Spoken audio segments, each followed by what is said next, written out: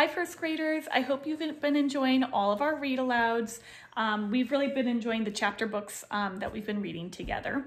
And the new one that we're going to start is a new series for me, and it was recommended from my son, Ben, because he's been reading them with his first grade class. So he thought we might like them too. Can you tell me why you like the calendar mysteries? I like these books because they're mystery books and I like mysteries. So this one is called May Magic, and it's a series called Calendar Mysteries, and there's a book for each month of the year. So I hope you enjoy reading along with us. Calendar Mysteries, May Magic by Ron Roy. Before we begin reading, you can take a look at the map of the town. This is where our characters live. You can see their homes, things that are in their town, and who they live nearby. You might want to take a look back at this after you begin reading the story, and you might notice some different things as we're reading. So keep this map in mind as we're reading the book. Chapter 1, Brian's Great Idea. No, she won't, Bradley said. He and his twin brother were in their room. They were lying on their beds reading comics. Bradley was wearing his I'm Bradley t-shirt. The family dog, Pal, was chewing on a tennis ball. Yes, she will, Brian said. His bed was covered with toys, clothing, games, sneakers, books, and a damp bath towel. His t-shirt said, I'm Brian. Bet she won't, Bradley said. His bed was neat. Bet she will, Brian said.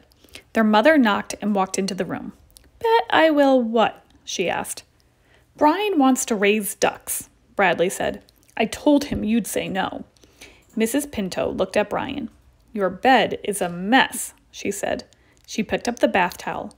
And why do you want to raise ducks? Brian held up a page in his comic book. Look at this, Mom. Ducks can make me rich. His mother read the page. In big letters, an ad said, Raise ducks and make big bucks. Darling, running a business is hard work, Brian's mother said. Besides, I can't even get you to clean your side of the room. If I clean my room, can I have ducks? Brian asked. No, dear, you're only 6 years old, his mother said. Besides, you already have a dog and a pony to play with. I don't want to play with ducks, Brian answered. He held up the comic again.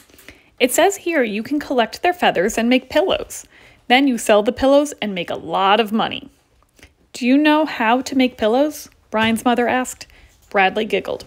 Cinchy, Brian said. You just sew some cloth and stuff it with feathers. His mother smiled.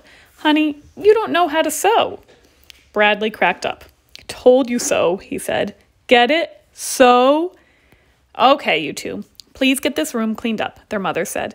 Tomorrow is Mother's Day, and I want this house spotless. But my side is already spotless, Bradley said. So help your brother clean his side, his mother said as she left the bedroom with a towel. She stopped and turned around. If you do a good job, I'll give you each $1. Bradley put his comics mostly on his shelf. Get busy, Brian, he said. I like my side of the room messy, he said. Yeah, but Mom doesn't, and she's boss. Why can't we have a mom who lets us be slobs? Brian asked. He kicked some of the junk off his bed. Mother ducks don't make their baby ducks clean their rooms. Bradley laughed. Baby ducks don't have rooms, he said. They have ponds. Brian smiled. Let's build a pond in our room, he said. Then we can sneak in some ducks. Are you kidding? Bradley asked. Mom would have a cow. I don't want a cow, Brian said. He sighed and began tossing his junk into a closet. Are you going to help me? Sure, Bradley said. He began sorting Brian's comics and games and toys. What's this? He held up a sheet of paper. It came in the mail with one of my comics. Bradley read the sheet. Hey, Bri, look at this. Bradley showed his brother a picture of a man with a top hat and a mustache. Under the picture, it said, Hippo the hypnotist is coming to Green Lawn. One night only. He's coming here? Brian asked. When? He's doing a show at the high school tonight, Bradley said. I wonder if Mom and Dad will let us go. Brian dropped a sneaker. I've got a better idea, he shouted. We'll take Mom to the show and ask the guy to hypnotize her. While she's in a trance, Hippo will tell her she loves ducks.